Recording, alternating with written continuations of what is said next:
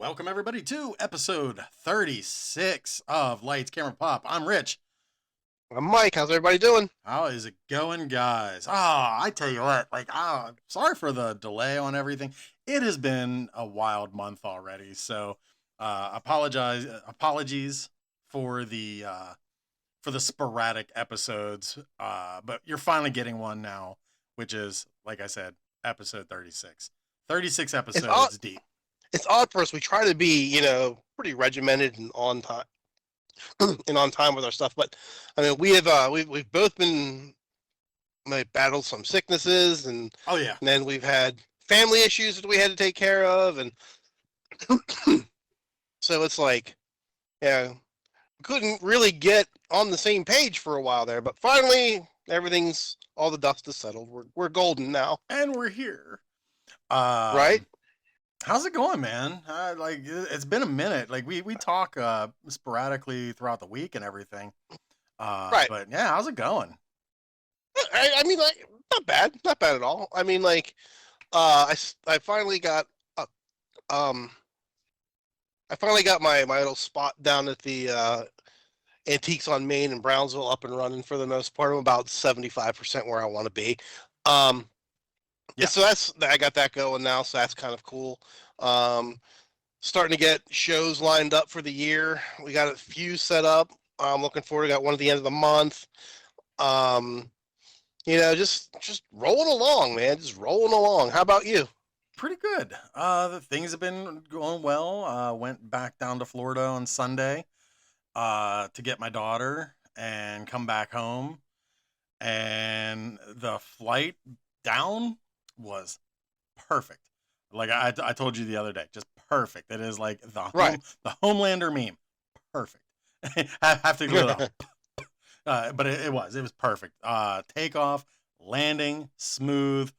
On the way home, it wasn't it wasn't the greatest, but it was definitely wasn't the worst. I mean, there was like maybe about a half hour of shadiness, but Gotcha. I mean, you're gonna get that, especially with a smaller plane. Yeah, I mean, like that's I've flown a lot, Mm-hmm. so yeah, that should be that's something you expect. Especially like I don't know what size plane you were on, but you said it's a smaller one, and whenever you're on those little Buddy Holly killers, you're gonna feel every freaking uh every little I don't want to say it, little bump in the air, if you will. You know what I Yeah, mean? So yeah, yeah. I get it. It was I flew Allegiant. So Allegiant is very comparable to Spirit. Okay. So like I mean it's no Boeing of course, but Right. it's a decent sized plane, but it's still small. Um I like on both trips, like I looked at my boarding passes and I had middle seats. Now, the last time we talked about this, I had a seat near the window and I was still crushed. Right. And I was just like, when I saw that, I'm like, row B or seat B. I'm like, oh, no, I can't. There's no way. So I got up to the gate and I was like, excuse me, ma'am, is there any way that I can get like either an aisle or a window seat? I mean, I just don't want the middle. And I said I'm a wide guy, and it's uncomfortable for me and intruding on other people. And Right. I don't want to be that guy. And she's like, oh yeah, sure. And here they put me in a row all to myself. Oh, that's even better. Oh right, and I did. I sat by the window this time, willingly, and the sights on the way down was beautiful. I got to watch a lot of it, which I normally don't. I was actually I downloaded Tron Ares to watch for the second time on the way down, and then on the way back, had the same issue, and of course, my daughter and I had separate boarding passes. Like we booked ours separately. We Hmm. weren't going to even sit together, so we talked to the lady, and it cost us $27. But I mean, that's not bad for a seat change. So it was just her. Best $30 you could have spent, man. Yeah, I know. So we actually had a row to ourselves, just us two, And on the way back into Pittsburgh, like we're right over West Mifflin, and at this point, you're pretty low enough to where you can start to see landmarks and stuff. And I just happened to Right. look out, and I was like, "Hey, there's Kennywood." And I looked down, and my daughter looked, and she said, "Oh, there's a steel curtain." And so we got to see I can Kennywood see my from house from up here. right. Wendy, I can fly. But Right. it was definitely nice. I'm looking to where I would love to go back. And honestly, being that I am turning 50 this year and I have a full year to go, my plan, my goal, my dream, my make a wish, if you will, I want to spend my 50th birthday in Florida. That's like the only gift I would just die. No, I don't want to say die. That's wrong choice of words. But I would absolutely love to have happen. I mean, like, fingers crossed it can happen. Yeah, I mean, like, it's doable. It's not like it's a. So yeah, I know you got a lot. I know you got a lot going on with certain things. So you know. Oh yeah. Oh, so, it's been corrected, but it's gonna at least take 5 days. And just for reference, everybody, it's just financial issues and a mortgage company. That's all. Yeah. So, but it's been corrected, but it'll just take 5 business days. So it's fine.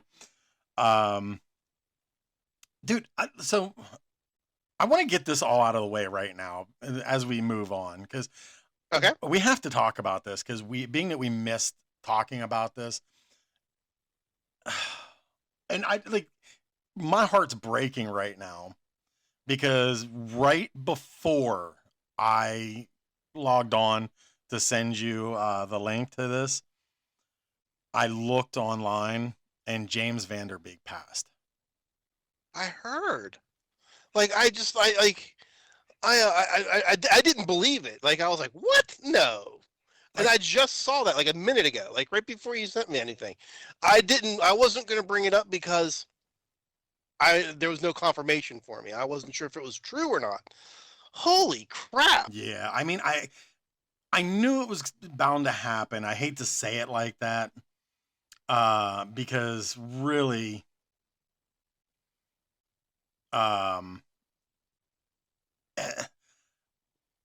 he's just like, the stuff that he was in was iconic. Like, I don't care like what kind of, like, if you were a WB, CW fan or whatnot, but at the time when WB was up, like, it was like the war between Buffy the Vampire Slayer and Dawson's Creek. And Dawson's Creek was a phenomenal show, and it was written by Kevin Williamson. Kevin Williamson was the one who had done Dawson's Creek, and if nobody knows who that is, he was the Scream 1 and Scream 7 scribe, and Varsity Blues is a phenomenal movie. I mean, when you compare Friday Night Lights and Varsity Blues, Friday Night Lights was the more serious of the movies and the more feasible and realistic that could happen. But Varsity Blues was a classic. And of course, he had done a lot of work with Kevin Smith as well. What did he pass away of? Did you hear? I believe it was complications of cancer. I think I was going to say, I heard it was cancer. Yeah, because he's been sick for quite some time. They had done a table read for charity of the original cast and everything like that of one of the scripts. Yeah, I mean, it's just my heart's breaking about that one. How I found out about it was through Facebook, and it was on what's it called? Steel City Con. Okay. I logged on, I saw it on TMZ. Yeah, like Steel City Con did a rest in peace, and they had because he was at Steel City Con not too long ago, and so they posted their picture of him, and it was like rest in peace, and I was just like, what, Yeah, like I knew I heard he was sick. I heard he had some medical issues going on, but like I didn't know exactly how bad it was. I didn't know any of that sort of stuff. But I mean, like, it's a shame. I mean, like you said, he did a lot of stuff with like Kevin Smith and everything like that. You know, I mean, he seemed like a cool dude. You He know, like really I did don't really. It's not like I knew him personally. personally. Right, right. Yeah, but I Based mean, off like of his work. he seemed genuine to me. Yes, I agree. I agree. Um, and in that same vein, we have to talk about Catherine O'Hara. Yes, Like that one hit, man. That one was I was that was a hard pill for me to swallow. That one there, like Catherine O'Hara when she passed, I was like, oh man, Sally's dead. yeah, You know, Canada's mom. Like yeah, that's the only thing I can think of her as Canadia's mom. yeah. And Like, rest in peace, yeah, dear. for sure. I mean, and I loved when they asked her in interviews, you know, when your time is up, like how do you want your career, your legacy to be remembered? And she even said, I want to be remembered as a mother. And she will. She She will. will She forever. will. Yeah. She Yeah. will forever be solidified as a mother thanks to Home Alone. Yep. Schitt's Creek. Now, Apparently Macaulay Culkin like paid for the funeral and everything. oh, see, I think He, I heard something about that. I didn't know for sure, but yeah, that's super cool. it's not like he didn't. He said like I wanted to be known. It's not like it needed to be done. You know, anything like that. He just said he felt that he had to do it because she was his mom. Well, you're right. And Macaulay Culkin, from reports that I've read, he has had a rough childhood Yes. with parental figures. And Yes. so Catherine O'Hara was legit like a real mom to him. Yeah, she like And took him under the wing. She did everything like that. yeah, yeah. And I was listening to a podcast the other day, and they were talking, and they're listing all her roles, and they started saying like, you know, of course, Schitt's Creek, um, Home Alone, and then they got to Nightmare Before Christmas, and then Sally, and then they skipped, and then they just went to another film. And I went, well, what about Shock? She was also the voice of Right. Shock too. Right. Right. She was shocked from Lock, Stock, and Barrel. Yeah, and good. But Shock, in all, I'll give it a pass just because, you know, like Shock was a small part. Sally was a much bigger For character sure. than I can Lock, agree Shock, with and that. Barrel. So I could see it. If you really start to like nitpick and have to like list everything that everybody worked, we would like the list would be miles long. For So sure. I could see it. Yeah, I can see the reason I why agree. they just picked. I You watched know, the when John Candy had died. I guess. Well, of course, there's a lot of it in the documentary. I Like Me, but hmm there was also a clip which I can't remember now, but I don't believe that it was in the documentary. But she delivered a eulogy for John Candy while at the funeral. yes. And did you watch it? It is Oh amazing. yeah, I watched it. We watched it the day it came out. Like I think I told you before that was like a love letter to Oh yeah, yeah, yeah. that whole thing was like a But love I letter mean, to I John don't Candy. believe that Catherine O'Hara's eulogy part was in the documentary. No, but I did see it on YouTube. Okay. Very moving, very powerful, and I tell you what, like even both of these people, like you can tell that they were just, and of course I'll even speak of John Candy too, because you could just tell Catherine O'Hara, like John Candy, was a very genuine person. She was very humbled, and she didn't take anything for granted, and it Right. showed. And it showed. And it showed. She seemed like if you would see her like out somewhere, she would just be like, "Oh my god!" You could just have you would have a cool conversation with her. You know what I mean? You could just tell that she was a human being. Yes, yes.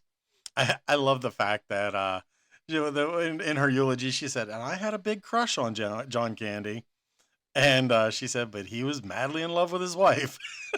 Yeah. I thought that was cute. I thought that was really good. But yeah, huge bucket of win to Catherine O'Hara and Yeah. James Van Der Beek. Just sad losses to the Hollywood industry. But before we move on to something really good, why don't we just stick with the down notes real quick? Oh, hey, why not? So, let's. Yeah, so let's talk about the. I'm going to go and dance on the third rail that we never really talk about all that much, and Oh that is man, already? and yeah, we might as well. I mean, like we might as well just. I mean, we're already on a series of down notes as it is, so we might as well just get this out of the way. And you know what I'm going to talk about. Oh yeah, yep. I'm not gonna. I probably won't have much to say about it. But I may interject here and there. That damn Super Bowl. No, I'm just kidding. All right, no. We'll talk about that later. No, but me and Rich kind of like, that we kind of avoid politics. Not that we're not political beings or anything like that, or that we don't pay attention to it. I pay way too much attention to it. Rich pays probably just enough attention to politics in real life. But we talk about pop culture, and we talk about music and movies and actors and actresses and everything like that. So we would be truly remiss if we didn't speak about the Epstein lists and the Epstein files. What's that? So, so what I am going to go out and just put this down. I am going to go and slam this hammer down on my table now. Okay, here's the deal. I 110% believe Epstein is guilty. I 110% believe Epstein is a child trafficker. I 110% believe that he should be rotting in hell and having Satan ram pineapples up his asshole. Okay. So with that said, I want to talk about, we're just going to do a real brief, I'm just going to kind of like gloss over this. This is my 2 cents only. I am not speaking for Rich. I am only speaking for myself. So that's that. Now let's talk about, there is the quote unquote Epstein list. There's no Epstein list. It's not like Epstein had a Rolodex sit on his desk where he can go through and pull out different people's names. So what people are really talking about is these 4 million files that were dropped recently into our laps to go through. What happens is the CIA invented this program years and years and years ago, and the program was called Carnivore. And Carnivore was originally set out to go through live email conversations. So if me and Rich were sending an email back and forth to one another, it would ultimately be routed through the Central Intelligence Agency. And this is all true. You can look all this crap up. And then they have a program and the program, what it does is it looks for keywords. So if me and Rich were saying, like, say me and we're going to use an antiquated term. So me and Rich were talking one day, and we're just saying, "Hey man, did you see that new movie? Yeah, it was the bomb." But what happens is Carnivore just sees the word bomb, so they pull that out. Okay, in the conversation, and because what it does is it's searching for keywords. And then what it does is the algorithm looks for how many times those keywords are used and things like that. And they're able to kind of paint a picture of what people are talking about. Now, what does that have to do with the Epstein lists? Not much, but what they do is they use a program that's kind of like the Carnivore program. And what it does is, again, it searches for keywords, and it'll search for keywords, it'll search for proper names, different things like that. So as they're feeding this into the AI machines, it's looking, the computer reads all these data points, and as it's going through the data points, it pulls out, it extracts out what it's looking for. So it's looking for proper names, it's looking for dates, it's looking for different things like that. So then they can kind of say, oh, well, that's how they're saying, Bill Clinton was in the Epstein files 1,500 times, and XYZ was mentioned it at 1,200 times. It's not like they had a person there counting each individual names. It was the computers going through it and pulling out all these different things. So as they're doing it, they're getting this list. Now we're getting the computer's shaking out a list of all these different names. So I'm going to pull a number out my ass. All right. So we're going to say out of the 4 million documents, 1,000 names come out. Okay. Now out of that 1,000 names, I would say 90% of them are just names, because they were talking, oh, did you see this movie with XYZ in it? So that person's going to be on that list because he just talked about that person in these email contract, in these emails strains. Or they might be saying, oh, I don't like XYZ politician. Yeah, that politician is a jerk. I hate that politician too. So now politician's name was just brought up 3 times. You see where I'm getting at? Yes. So I am willing to bet that the majority of the individuals that are spoken about in these lists are just that. They're just spoken about. They're not part of this evil cabal. But there's probably a good 5 to 10% that actually are the son of the bitches that need to be thrown into a chipper shredder. Okay. But are we ever going to get those true names? Are we ever going to get anything? Or are we all just going to be living in an ambivalent fog? I believe we are going to be living in an ambivalent fog. I don't believe we're ever going to see the true light of day of who did what and why they're in these conversations.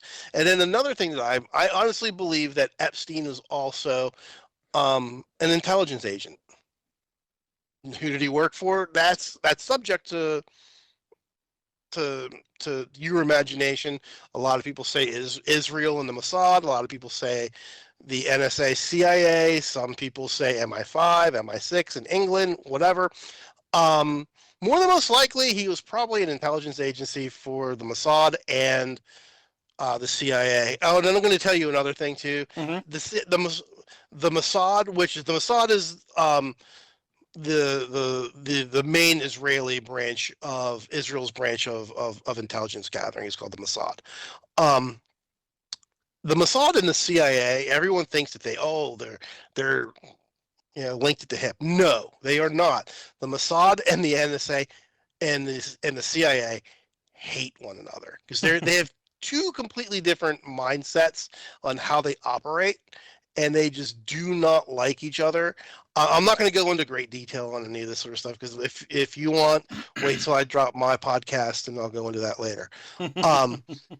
But what's it called? But like I said, the Mossad and the NSA CIA do not get along. They work with each other on certain things, but they don't feed each other all this information that you think that they would feed each other. They don't. They give each other just enough to. They're frenemies. Okay, they're frenemies. They give each other just enough to information on a subject, on an individual, on an operation, on XYZ, in order to keep the friendship going, to keep the back doors open, to keep the channels alive.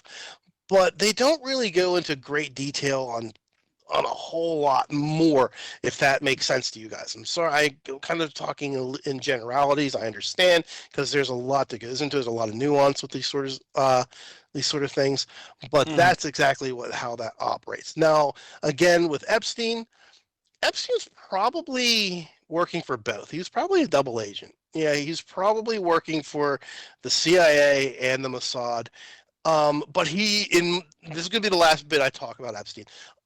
But I don't believe that he was an intelligence officer, case manager, or anything like that. I believe he ran what's referred to as I don't want to say like honeypots. For those of you who don't know what honeypots is, that's when honeypots started in about World War I, World War II, mostly World War I-ish. where they would get like a hot chick and Okay. she would like seduce somebody and he would sleep with her and then pillow talk baby, and she would get information from a general or a politician or whatever, and then give it back to her host country. Those are called honeypots. um and I think what he did is, I think he ran honeypots, and I think his big thing is too, he would put people into compromising positions so then he can run blackmail schemes to get information for other people. Okay, Okay. that's my 2 cents on it. And so what I'm trying to say is, watch these lists. Seriously, like, take it with a grain of salt, because some of it is going to be very, very bad. Some of it is going to be lukewarm, and some of it is going to be a nothing burger. And the majority of it is going to be a nothing burger. And the stuff that's very, very bad, the chances of you and I actually learning what that is going to be almost slim to none. Exactly. So if you see someone that they talk about on this list, take it with a grain of salt. That's all I'm going to say. Take it with a grain of salt as of now, because we're way too early in this document dump to get any sort of real clarity on what the documents pertain to, who the documents really talk about, and everything like that. So you're going to get a lot of fragmentations, and people are going to try to go and put the jigsaw puzzle together, and they're going to have to go, and a lot of people are going to go and start making up their own pieces to make this picture Exactly. that they want. And just to And jump off, not a true picture. and just to Okay, go ahead. piggyback on that, and what happens in that case, which this pisses me off to no end, that the moment something like that happens and their mind is already made up, there's no changing it. It's set in steel. It's set in steel. And Yep. then that person, if it comes out later at this point, because if you have tens or 20s of people with their mind already made up, like I don't know, just because we talk about Weird Al a lot. If Weird Al's name got mentioned, immediately everyone's going to be like, oh my God, Weird Al's on the Epstein files. Ban him to hell. At that point, when you find out 100% that he's not in that manner, then his reputation's already ruined. Because, I mean, like, look at Stephen Hawking. People are like, Stephen Hawking was on the list. If you don't know who Stephen Hawking is, then get out from under the damn rock that you live in. But Stephen Hawking, obviously, amazing physicist, scientist, blah, blah, blah. Well, why was he there? Why did Epstein have anything to do with him? Well, if you would actually go and pay attention and you know anything about Jeffrey Epstein, you know that he was actually a physics student when he was in university before he dropped out. So he was very interested in physics and mathematics. So, and from all accounts, Epstein was not an idiot, was not a stupid person by any stretch of the imagination.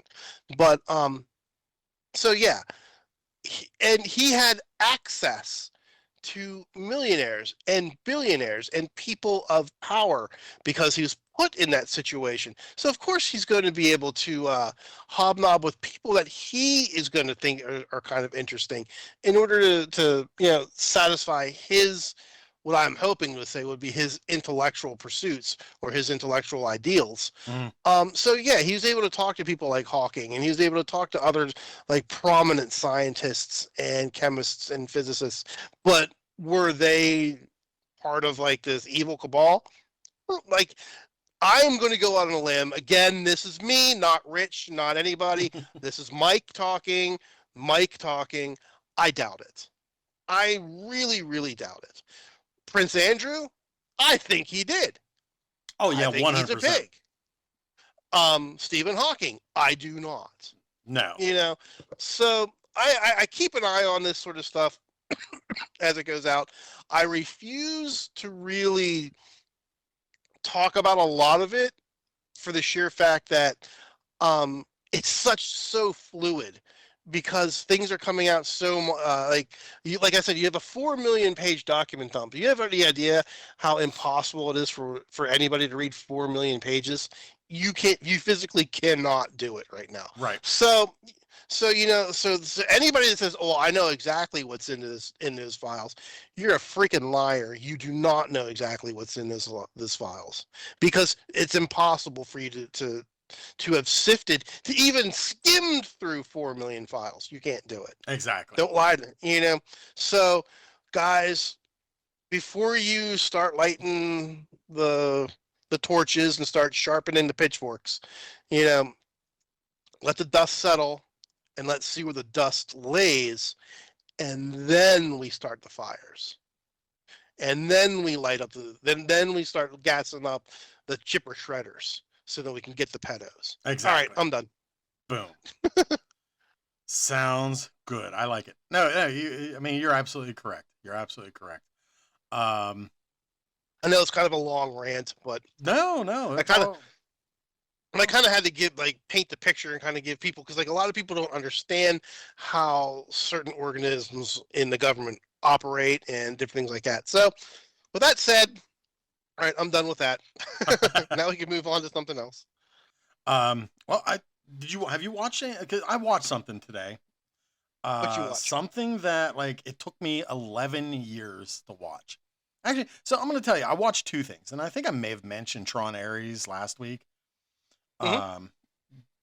And I'm going to tell you right now, Tron Ares, whatever you hear from reviews or the media, don't buy into it. It is a very good movie. People are only judging it based off of the fact they did not get the sequel they wanted. That's all. I don't understand the hate that everybody has been given to Jared Leto. We talk about this all the time. Like, I don't get it. I don't understand. He's I've a never good understood actor. that either. He did a movie with Denzel Washington called Little Things, and he was phenomenal in that movie. I liked him as the Joker. I thought he brought something different that no other actor has done. And I liked him as a Joker. I don't mind him. I really don't. I've never had a thing where I always looked at him as like some sort of like a Hollywood pariah or anything like that. Right. I always liked him. So yeah, he was fantastic in Ares. The soundtrack was kick ass. It was a good movie, good story. It was coherent, which is important. Visually stunning, and yeah, it was good. I enjoyed it. But yeah, I don't understand the hate on Jared Leto.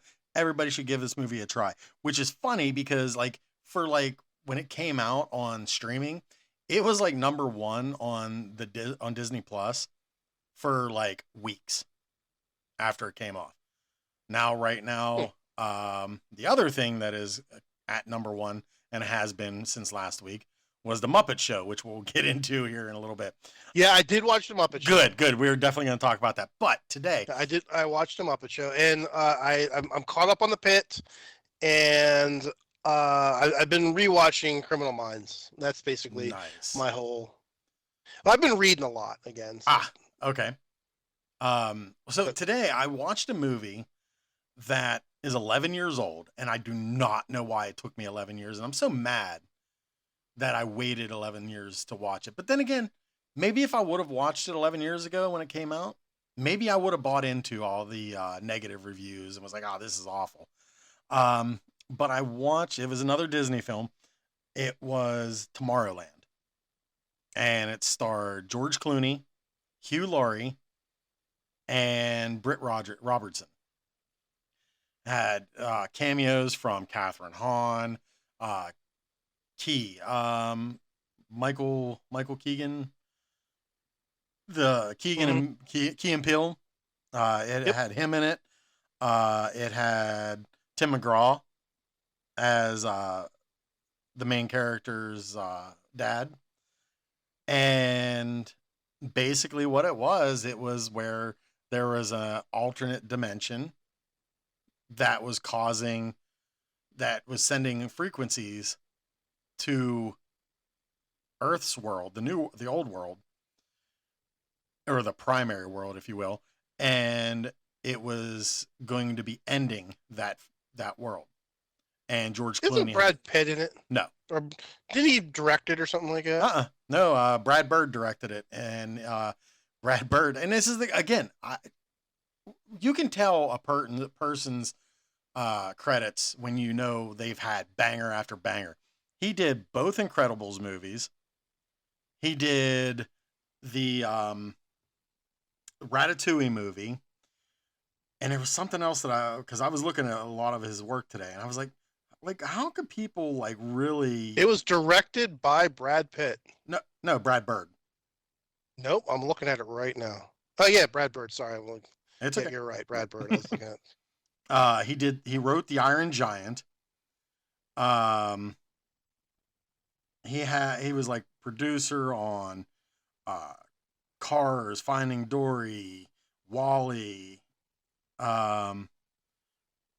He's doing something with Incredibles 3, I believe. And then he even stepped outside of the animated world, and he did Mission Impossible Ghost Protocol. He had directed the Bartman music video. Oh God. He directed 2 episodes of The Simpsons. The one being season 1. I want to say I've seen this movie. Krusty Gets Busted and Like Father, Like Clown. Okay. So yeah, I mean, he has some bangers of credits. So I don't understand why people I don't know, and my apologies if anybody takes offense to this, but I don't know if some of the storyline may have been too advanced or far-fetched for you, like where you couldn't just go into it with an open mind. I don't know, but it was a fun movie. It had some dark undertones because it talked a lot about death and the end of the world and stuff. But aside from that, I mean, it was fun. It was a good movie. I wrote a review about it. You guys have to go check it out on the page. Definitely. But yeah, aside from that, and I watched The Muppet Show. So yeah, we have to talk about The Muppet Show. Yes, let's talk about The Muppet Show. This was the greatest iteration that they could have given us. I was taken back by how much I loved it. Like, I knew I was going to like it, but I didn't think I was going to love it. And I freaking love it.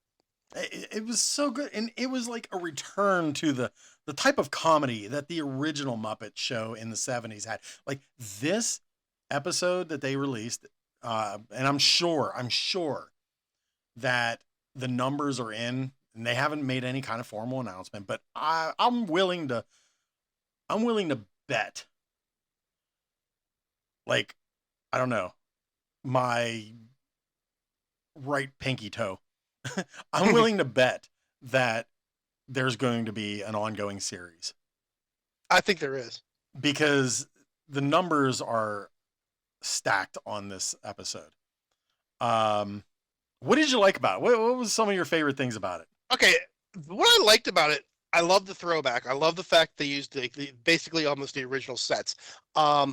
I love the fact that, like, you and I talked about this a little bit. I'm kind of glad they did. And you said that you were the one character from the Muppet movie, Walter, that you wanted to have in Walter. I'm kind of glad he wasn't in it. After I thought about it and after I watched it, just because I'm really glad that it was just mainly the core cast Muppets.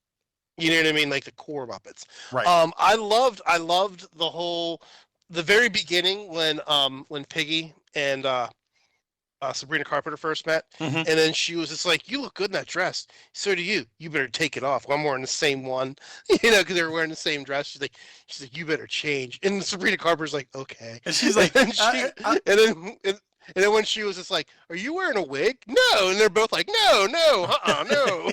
Well, and I do like at the very beginning too, and when they first meet, and Sabrina Carpenter says, "Oh, Miss Piggy, I absolutely love you. I've been a fan since I was a child. I modeled my whole look after you." And Piggy says, Yes, my lawyers will be in touch. Yeah, yeah. I just love. We've I just taken love, oh my notice. God, it's you. Oh my God, it's you. Yeah, it's me. Yeah, Um, it was just great. It really was. It was just they killed it. They did. They I killed it. They the did a very good job. I was the lighting on it. Holy cow! yeah, they The did lighting is phenomenal. I mean, like, why can't movies today look like the lighting from a fucking Muppet Show? right. I'm sorry, but like the movies that are out right now look like it was like basically backlit by a guy with a high-powered flashlight. And then you have the freaking Muppets going up there, and it's everything is meticulous. It's a Muppet. Come on, guys. Come on, Hollywood. Yeah, some of the things that I loved about I love the musical numbers. Rizzo Yes. doing Blinding Lights. I lost it on that. See, I found Islands in a Stream. That whole segment had me rolling on the floor. I was cracking up when Piggy's like rowing her boat over. Yeah. And of course they take over. But I tell you what, like how Sabrina Carpenter normally sings, like that's how I always picture her to sing. I'm like, okay, so this is her style, and I can see it. When she was singing Dolly Parton's parts, I was blown away because like she can actually sing. I was going to say that's exactly what I was going to say. I was like, all right, the girl got pipes. Yep. She can actually sing, and it's not an auto tune. It's not a pretty faced individual. The girl can actually sing. Yeah, so kudos to everybody. Seth Rogen, thank you for making this. Looking forward to more. Let's talk about Seth Rogen for a moment now. Yeah. Okay. You and I kind of touched on this when we were talking in the past. Not on here, but like privately. Thank you, Seth Rogen. Thank you for doing this. Like you just said, you knocked it out of the park, and at least you, like Seth Rogen, has gotten away from the dick and fart jokes. Right. And he's like you said before. Like I'm going to quote you. Seth Rogen seems like he's growing up, and a lot of people that get stuck in that dick and fart joke and they can't break away from it. He did, and he did a good job with this. And he got away from dick and fart jokes on ostensibly a kid's television show. Right. Oh yeah, for sure. And he crushed it. Yeah, he did. And now the dick and fart jokes, like it works for some people, but with Seth Rogen, like for the longest time, it was just like, oh, we got knocked up. Oh, Pineapple Express. It just right. Oh, Zach and Miri. It was always the same Seth Rogen. It was all I mean, like I'm sorry, this is gonna sound sacrilegious. Kevin Smith. Okay. He has not been able to. This is gonna sound bad, but I haven't really enjoyed much Kevin Smith stuff for a long time. I still support him. I still watch everything he puts out, yada, yada, yada. But his movies like Yoga Hosers and all that sort of stuff have almost been unwatchable. Like, I hate to say it. They have almost been unwatchable. And it's because, like, he's a great writer. He knows comedy, but he still relied on the weed, dick, and fart jokes just a little too much. Hopefully, I know they're supposed to be doing like a Dogma 2. I've heard the rumblings of that. Yeah. I've heard rumors. I know it's supposed to be going on. But I think there's a lot of BS around it as well. Like, but that's another episode. But hopefully, if that's true, if they are doing like another Dogma, fingers crossed, he doesn't load it up with dick and fart jokes, because he didn't do that in the first one. Like Dogma was a smart and very well written script. I liked Dogma a lot. You have to check out the 4:30 movie. There is subtle, quote unquote, dick and fart jokes. Subtle. And I mean, there is a scene where this one kid gets caught fondling himself in the movie theater restroom, but it's done in such a weird, funny way that you have to laugh about it. But it's like just a throwaway scene because it sets up kind of what happens that he gets kicked out of the theater. So it's like he did something that was completely insane, and it's set up for the rest of the story. It's like I know he can do it because because his comics are great. Whenever he writes comic books, they're great. Yeah, I know he can do it. See, and that's what I was going to reference too with Kevin Smith, because for his his brand of comedy, it still works for him. Well, he has that. The people that follow him, the hardcore Kevin Smithers, which I do consider myself one. Like I said, I still love Kevin. Like no matter what, I will always love Kevin Smith films, and I will always support Kevin Smith. But he has that built-in fan base that no matter what is going to love him. Yep. No matter, you know what I mean? So, and I get it. And kudos to that. But I love Comic Book Men when you know what I mean? Like, I wish that show would come back on a streaming service, I thought that show was fantastic. It was cool. And his podcast, the Kevin Smith podcast, is a cool podcast. I really enjoy it. But it just seems like when he found something that a formula, we'll just call it the Kevin Smith formula. Like he had that Kevin Smith formula. Yes. But now that Kevin Smith formula needs to kind of be rewritten. In my opinion, this is just my opinion. It's not bad, but it's not good. It's kind of dated, is what I'm trying to say. It's kind of dated. It's like I have a favorite coat. Mm-hmm. I put my favorite coat on. It's a little dated coat, and it's falling the fuck apart. But I still love that coat. My wife hates my coat.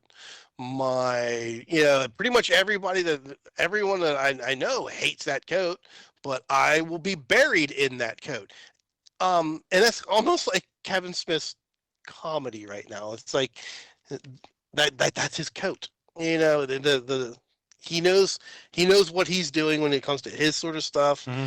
But I don't know. I just think it just needs to be just slightly freshened up, if that makes sense. Right. I could agree. That's just me. No, I can agree. I can agree with you. Excuse me. Yeah. Well, so moving on. Let's looking at, we got about say 12 to 15 minutes left. Okay. Let's talk about the big one. Go ahead. So what do you think? What are your thoughts on this year's Super Bowl? Because let's face it, we can't talk about pop culture. Like this is the one time that we're able to talk about sports mixed with pop culture. Unless, of course, we're talking about Varsity Blues or Friday Night Lights. Right.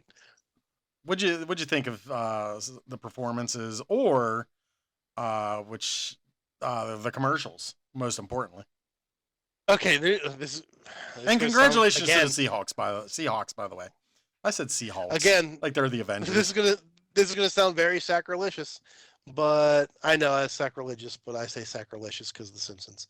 It sounds great. I haven't watched any of it yet. I still haven't watched any of it.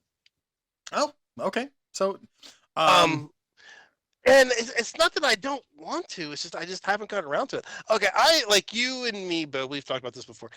You and I are both not big football fans. Right. You know what I mean? So, it's not like I don't worship at the altar of the pigskin. So yeah, like that's not my Sunday. I don't put on my Sunday best, which would be like either a Steelers freaking Jersey, like Jersey, or waving your and terrible sit towel around. around. Yeah, the terrible town eating nachos. I just don't do that. No, I'll just eat nachos and watch a movie instead. Yeah, so like during the Super Bowl, like I watched what's it called? Um Criminal Minds, season 1 of Criminal Minds. Nice. Now getting to the halftime, I can't make a really good comment on it because I didn't watch any of it. I've watched parts of it here and there on YouTube and Twitter or X or whatever the hell you want to call it, Same. and Facebook and stuff like that. And I watched part of the Kid Rock one as well. And this is all I'm going to say about that is it's just choices. If you wanted to watch Kid Rock, you could watch Kid Rock and that sort of stuff. If you wanted to watch Bad Bunny, you could watch that. Like it just gave you 6 of one, half dozen of the other to me. I don't know enough about Bad Bunny to make any sort of like conversation about his style or his flow or his music, because I couldn't tell you one song from him. Me either. You know, the fact that people freak out about it being in Spanish, again, that goes down political routes that I just don't want to touch. Gotcha. As for the commercials, I'm sure they were awesome. And that's the only thing that I do wish I would have watched. So I think I might throw on YouTube and watch, because I know you can get like the commercials in like a like compilation. They'll put them all together. Yep. So that's I might do that after we pop off here. I honestly wanted to do that before you and I recorded, but I totally forgot. So I literally did. I totally forgot. I'm like, oh, damn it. But that's my kind of take on it. Do I think Bad Bunny was a bad choice for the NFL? Yes and no. I'm going to say yes because I did watch a lot of, like, there's people asking players that were in I saw that. What's your favorite Bad Bunny song? And they're like, I don't even know who he is. You know, so when you have your players that don't even know who Bad Bunny is, that's kind of a, I don't know, that you should think about that. But I do understand that the NFL, I believe, has hit its saturation point here in the United States. And they are really banking on, you know, trying to expand abroad, which is the reason why I read somewhere that I want to say they want to do 6 to 12 games next year overseas, and they want to expand into Brazil, into Mexico, and Argentina. They want to have games in all 3 of them, as well as like England, I think gets 2, Germany gets 2, you know, something like that. So, do I think, you know, them maybe doing that to go into like the Latin America? Yeah, it's probably an okay idea. Will it work? Time will tell. Do they need to expand? Yeah, they probably do in order to keep revenues going and everything like that. They probably do have to expand into these new territories. So I guess we'll see. And so just my take on it is they obviously chose him for a reason. I don't know what that reason is. Well, they said he, like, I guess they went on by streaming and like song streaming, and he has like a massive amount of songs that are he outstreams Taylor Swift. Which is mind-blowing right there. Yeah, from what I heard. Is this true? I'm going to say it's probably true. I'm going to say yes. Does it surprise me? I don't know, because I think a lot of the streams that he gets is also because of not him, but because of the music behind him. Right. So, and I think a lot of people can equate that to certain movies that they may have heard it in, commercial spots that they've heard it in, you know, different things like that, or like like TikTok dances and different things like that. I think that's where his energy comes from. That again, that's just me. I could be way off. So I'll end the Super Bowl halftime by saying that, and I mean this in the nicest way possible. It's no disrespect because I know it's going to sound really, really messed up, but the NFL, sports in general, has a certain majority of demographic. Mm-hmm. It's like NASCAR, for example. You're not going to have Jay-Z or Will Smith performing a ceremony at NASCAR. No. So, and if it's like being a DJ. They've always said if you're a DJ, you're playing music for the audience, not what you want to hear. Know your audience. Yes. So I really strongly believe that the NFL needs to take a step back and look at their demographic. Look at who's watching the games. I looked at you and I were texting yesterday back and forth, and I was looking at the rating systems the ratings that came in, and the halftime show got killed. It got slaughtered. Which is weird because like I keep seeing that it did well. So it's like, who's full of shit? I think that's just people trying to push certain things, but numbers don't lie. Right. And numbers don't lie. People lie about numbers. Okay. And when the ratings came in, because like what they're trying to say is, oh, well, how do I want to say it? Like, because what happened was apparently only about 2.5 million people watched the Bad Bunny. And Okay. 19 million people watched the Kid Rock. Okay. What they said, but there was like 170 million people watched the Super Bowl. So how could this happen? But a lot of people left, changed the channels to different things like that. So it's very hard to get the aggregates because of, how things operate, but it's not looking good for that. It's Right. really not. It's not looking good for the NFL when it came to that. And the NFL was really the NFL was hoping that the Kid Rock show would have only got about maybe 1.5 to 2 million viewers, because they really have to bank off of their ad revenues. Mm-hmm. And they didn't. They got 19 million views, 19 million plus views. So now the NFL is going to be scrambling to try to figure out how they can justify Excuse me, their cost per commercial. And not only that, the NFL views went down as well. From everything that I've read, and I read a lot the last 2 days, the viewership from the Super Bowl went down 3% from last year. The total viewer. And they were saying, "Oh, this is the biggest one." No, it was not. It's just like the election. This is the biggest election that we've ever had. No, that wasn't our biggest election that we've ever had either. So no, again, people lie about numbers. Numbers do not lie. Oh, and time will tell.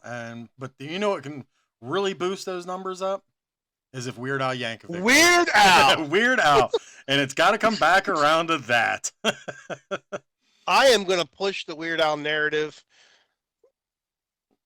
even harder. I'm gonna start I'm sometime this week. I'm gonna start a Facebook page that it is just Weird Al for Super Bowl, and Yep. we're gonna just keep pushing it and pushing it and pushing it, because I'm telling you, how dope would it be if he was the halftime special, and the people that he parodied came out to assist him in parodying themselves. Like the Chili Peppers could come out doing Bedrock Anthem. Right. TLC. the two members left. They could come out doing waterfalls or phony calls. I mean, and even more White great, and nerdy. White Nerdy with Chameleonaire.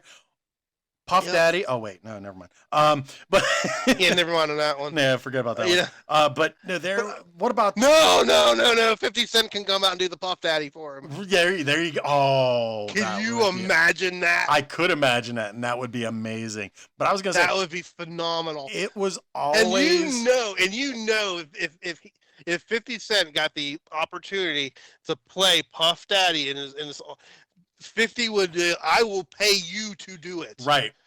It would be the most watched halftime. That number would not lie. People would, everyone around the world would watch that halftime and then just turn the Super Bowl off after that. Weird Al would crush it. I'm dead serious. Weird Al, you would probably see numbers that were just astronomical. Oh, and it would be wholesome, and nobody could bitch about it. The left couldn't bitch about it. The right couldn't bitch about it. Nobody could bitch about it. Not one single person could say, I can't believe we have Weird Al. Weird Al's almost a perfect human being. But I was going to say, another person that could come out, which I agree with you, by the way. Another person I thought would be really cool that would come out, because he has gone on record of stating that he didn't want this to happen, but it was something with the rights, or somehow it was able to get done, even though that he didn't want it to happen. But how cool would it be if Weird Al opened the show with Couch Potato and Eminem came out to do the Lose Yourself part? Because Eminem was like totally against him doing that. And it would be cool just to see them both together actually doing it. Because I would like to think Eminem has grown up a lot since that time. I do too. So, yeah. That was just like the whole Coolio thing with him. Remember, when he did Gangster's Paradise? Oh, he was like pissed. Coolio was all mad about it. Then after a while, Coolio was like, all right, that was good. Right. I played this game once in a while. Like, we go on to like guess the song. And like my kids and wife will all sit around, and my daughter will go to Spotify and just play random songs, and we'll just guess them. So one day I went to my one daughter, who she actually knows who Weird Al is, and I said, okay, tell me which one is the Weird Al song, and I would play the Weird Al version, the beginning of it, and I would play the regular version of it, and she had to guess which one was the parody and which one wasn't. That's awesome. Yeah, a little fun game to play for I'll never forget, before we get going, one of my favorite things is I honestly don't remember what musician it was, but they were asking, they're like, well, how do you know you made it? Was it like when you won your first Grammy or something like that? And you're like, no, the only way you know you made it in the music industry is if Weird Al does a parody of your song. I remember that interview. And I can't remember who said it, but that is so bloody true. That really is. So, Mike, where can everybody find you at? Okay, you can find me over on the Tickety Talks at I was at Nomad_comics and collectibles. Same name on Instagram. Nomad_comics collectibles_, and then you could also find me there as Punk Rock Mike. And again, this month I will be at the Happy Valley Con, so come on out, spend your money. I can take it. Your kids can't go to college anyway. You can find me over at Lights Camera Pop Pod and Richie Wayne 76. And on that note, everybody, thanks for getting your geek on with us, and we will be back next week. And have a good week, everybody. See you later, guys.